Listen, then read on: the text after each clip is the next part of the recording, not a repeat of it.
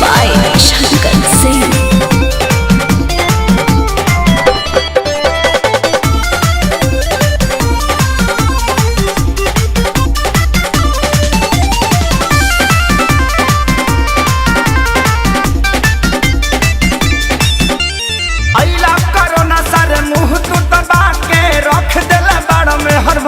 बना के अरे गाना गइबो कि कामो करबो? अरे यही ला कोरोना सारे मुंह तू दबा के रख देला बाड़ा में हर मौगा बना के।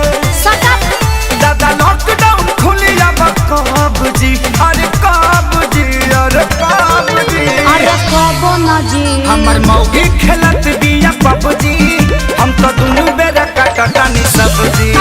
हमर मौगी खेलत बिया पबजी, हम तो दुनु बेरा कटटानी सब्जी।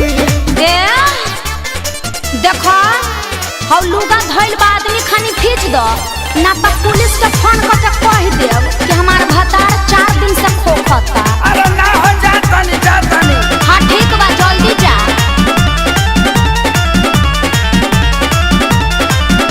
घरवा में सूती उता करतिया सहो, फूकी फूकी चूल्हा हमारा निकलता गैस हो। अरे घर में मत छोड़ो प्रदूषण हो जाई। घरवा में सूती उता करतिया सहो, फूकी फूकी चूल्हा हमारा निकलता गैस हो। झाड़ू लगाई फिर पोछा लगाई, अपन दर्द के तना ले बता। तो बैठ के हुड़बा बाबू दिन तू देखौला ए राम जी, अरे राम जी, अरे राम जी। हमर मौगी खेलत बिया पबजी, हम तो दुनु बेरा काटतानी सब्जी। हमर मौगी खेलत बिया पबजी, हम तो दुनु बेरा काटतानी सब्जी। आ सुनो आलू बैंगन काट के मिक्स सब्जी भी बना दी हो।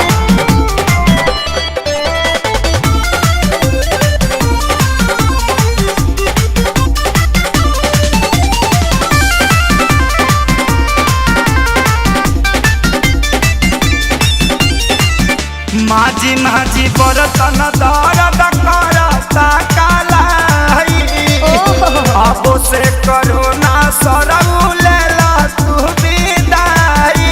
सार साहू मत करो चुपचाप काम करो ई जाए वाला नहीं खे। माझी माझी बरतन दर्द करता कालाई, अच्छा अब से करोना सरऊ लेला तू विदाई। रहे खेसारी के हीरो में बड़ा नाम हो, सोनू सुधा को साथे भइले गुलाम हो। सभे रोवे घर में बैठी डभ डभ जी, अरे डभ जी, अरे डभ जी। अल्ले मेला बच्चा हमर मौगी खेलत बिया पबजी, हम तो दुनु बेरा कटतानी सब्जी।